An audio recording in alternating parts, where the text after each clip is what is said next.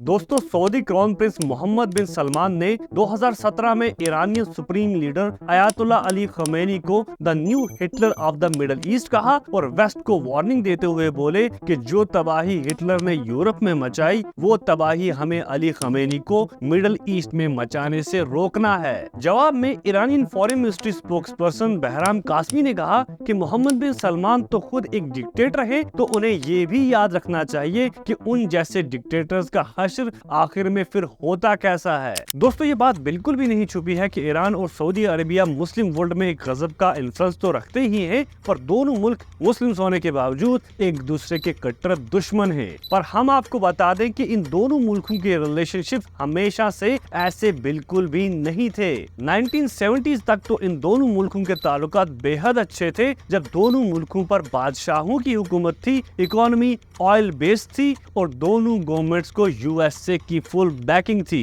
यहाँ तक कि हम आपको बता दें कि 1970s तक ईरान का तेल यूरोप और अमेरिका तक इसराइली ईरानियन पाइपलाइन के थ्रू पहुंचाया जाता था कोड़ियों के भाव। तो अब सवाल ये पैदा होता है कि ऐसा क्या हो गया कि दोनों मुल्क एक दूसरे के सबसे बड़े दुश्मन बन गए, और इन दोनों में से आखिर सही है कौन? इन दोनों सवालों के जवाब के लिए हमें हिस्ट्री में थोड़ा सा पीछे जाना पड़ेगा। मई 1909 ईरानी शहर मस्जिद सुलेमान में एंड्रे जॉर्ज रोनल्ड्स पहली बार ईरान के अंदर तेल की खोज करते हैं, जिसके ऊपर APOC नामी ब्रिटिश कंपनी ने दुनिया की सबसे बड़ी ऑयल रिफाइनरी बनाई, ईरान से तेल को एक्सट्रैक्ट कर यूरोप और वेस्टर्न कंट्रीज तक पहुंचाने के लिए, और इसमें 51% शेयर भी ले लिया। इस काम को और भी आसान बनाने के लिए इसराइल से ईरान के बीच एक 254 किलोमीटर लंबी ट्रांस इसराइल पाइपलाइन भी बिछाई गई, जो ईरान की कमजोर और कठपुतली बादशाहों के रहते 1970s तक फुल्ली फंक्शनल थी, जिसे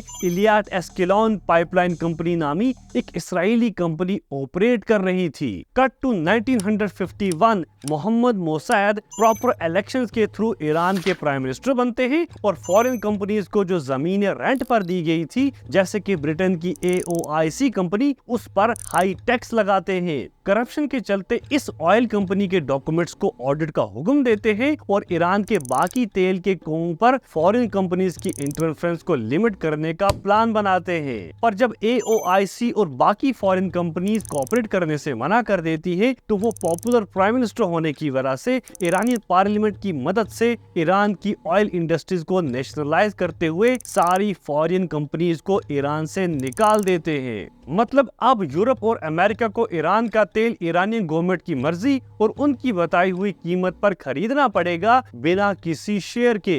रिजल्ट, अगस्त 1953 ब्रिटेन की MI6 और अमेरिका की CIA ऑपरेशन एजैक्स और ऑपरेशन बूट के तहत ईरानियन आर्मी को करप्ट कर ईरान में कूप करवा देती है और एक democratically elected prime minister Mohammad Mosaddegh को हटाकर ईरान की हुकूमत और लोगों को मोहम्मद रेजा पहलवी, एक डिक्टेटर के हवाले कर देते हैं। दोस्तों, ऐसा नहीं है कि ईरान के अंदर पहले मोनार्की नहीं थी पर कॉन्स्टिट्यूशनल मोनार्की, मतलब लेजिस्लेटिव और एग्जीक्यूटिव पावर्स ईरानियन पार्लियामेंट के पास थे, जिसे प्राइम मिनिस्टर और उसकी कैबिनेट एक्सरसाइज करती थी, और मोनार्क मतलब बादशाह सिर्फ नाम का था। पर 1953 के कूप के बाद USA और ब्रिटेन की मदद से मोहम्मद रेजा पहलवी एक ऑटोक्रेटिक मोनार्क बन गए। मतलब अब से इलेक्शंस, प्राइम मिनिस्टर और पार्लियामेंट नाम का होगा और असल पावर्स रेजा शाह पहलवी के पास रहेंगे, जो एक वेस्टर्न पपेट थे, बगल में बैठे सऊदी खानदान के बादशाहों की तरह। यही वजह है कि 1970s तक सऊदी अरेबिया और ईरान के रिलेशनशिप आपस में बेहद अच्छे थे, क्योंकि दोनों मुल्क ऑयल बेस्ड इकोनॉमीज थी और दोनों को USA की फुल बैकिंग थी। और दोनों मुल्कों के अंदर एक बहुत बड़ा फर्क था जज्बात का। जज्बात आम लोगों के अपने अपने बादशाहों को लेकर।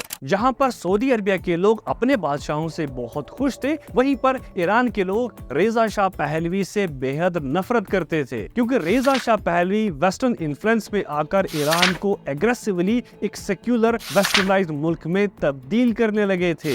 तेल से बेहद कमाई तो होती, पर आम लोगों तक इसका फायदा ना होने के बराबर पहुंचता। करप्शन बेहद आम हो गई थी। आम लोगों और मीडिया को द सावेक नामी सीक्रेट पुलिस की मदद से सप्रेस करना और पावरफुल अपोजिशन लीडर्स को मरवा देना बेहद आम हो गया था। डेमोक्रेटिकली इलेक्टेड प्राइम मिनिस्टर और पार्लियामेंट तो थे, पर नाम के असल पावर सारे के सारे रेजा शाह पहलवी के पास थे। इन सब कमजोरियों के चलते finally 11 February 1979 the Islamic revolution of Iran, पूरा ईरान बेहद पॉपुलर इस्लामिक स्कॉलर आयतुल्लाह खमैनी का साथ देते हुए फाइनली पहलवी डायनेस्टी को हटाकर मोनार्की को अबॉलिश कर इस्लामिक रिपब्लिक ऑफ ईरान की तामीर करते हैं। इस इस्लामिक इनकलाब ने ईरान के अंदर पॉलिटिक्स, सोसाइटी और कल्चर में बहुत बड़ी तब्दीली लाई जो इस्लाम सेंट्रिक थी। रेजा शाह पहलवी अपनी बीमारी के चलते ईरान को छोड़कर भाग जाते हैं और इजिप्ट में पनाह ले लेते हैं, जहां पर कैंसर की वजह से उनकी मौत हो जाती है। आयतुल्लाह खमैनी ईरान के सुप्रीम लीडर बनते हैं और ऐलान करते हैं कि एक मुस्लिम कंट्री पर किसी भी इंसान का नहीं बल्कि अल्लाह की हुकूमत होनी चाहिए और हम ये इस्लामिक रेवोल्यूशन बाकी सभी मुल्कों में ले जाएंगे, खासकर उन मुस्लिम कंट्रीज में जहां पर वेस्टर्न मुल्कों की गुलामी करने वाले डिक्टेटर्स बैठे हैं। ईरान की इस्लामिक रेवोल्यूशन को दूसरे मुल्कों में एक्सपोर्ट करने की उनकी इस स्टेटमेंट से सऊदी अरबिया और उस जैसे बाकी मुस्लिम कंट्रीज जैसे कि UAE, Qatar, Iraq, Egypt, Kuwait वगैरह बेहद खौफ में पड़ जाते हैं, क्योंकि वो नहीं चाहते थे कि ईरान इस इस्लामिक रेवोल्यूशन को उनके मुल्कों के अंदर एक्सपोर्ट करे, जो उनकी मोनार्की के लिए एक बेहद बड़ा खतरा बन जाता।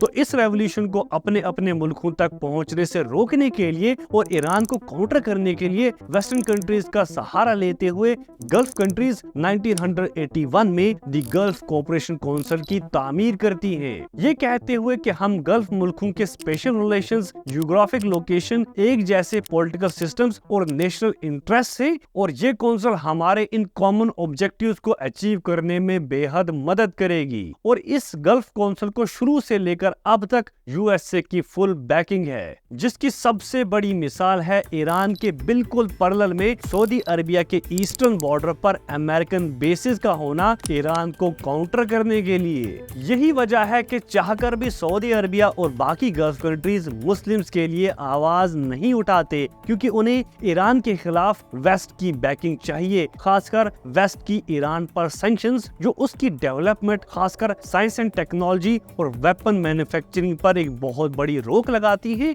और उसे ताकतवर बनने से रोक रही है। और बिना वेस्ट की बैकिंग के आयतुल्लाह खमैनी का आइडिया इन गल्फ कंट्रीज के दरवाजे तक आ पहुंचेगा। ये मैं नहीं कहता, ये यूएस सेनेटर लिंडसे ग्राहम कहते हैं। वो कहते हैं कि अगर यूएस से सऊदी अरबिया का साथ छोड़ दे तो हफ्ते के अंदर सऊदी अरबिया के लोग फारसी बोलने लगेंगे। मिडिल ईस्ट के अंदर करंटली 4 मुस्लिम कंट्रीज में सिविल वार चल रहे हैं और फलस्तीन का तो आप जानते ही हैं। सऊदी अरबिया और ईरान ने कभी भी खुलकर अपनी दुश्मनी या जंग का ऐलान नहीं किया, पर मुस्लिम वर्ल्ड का लीडर बनने के चक्कर में उनका इन मुस्लिम कंट्रीज के अंदर अपनी अपनी पार्टीज, मलेशियाज और पावर ग्रुप्स को सपोर्ट करने की वजह से इन मुस्लिम कंट्रीज के अंदर सिविल वार एक रबर की तरह खिंचा ही जा रहा है और खत्म होने का नाम ही नहीं ले रहा, जिसके नतीजे में सीरिया, इराक, यमन जैसे मुल्कों में लाखों की तादाद में मासूम बेगुनाह लोग, खासकर बच्चे और औरतें अपनी अपनी जानें गंवा रहे हैं। अब इन दोनों मुल्कों में से आखिर सही है कौन या कोई भी नहीं है? आप इसके बारे में क्या सोचते हैं? कमेंट सेक्शन में हमें जरूर बताएं। Thank you.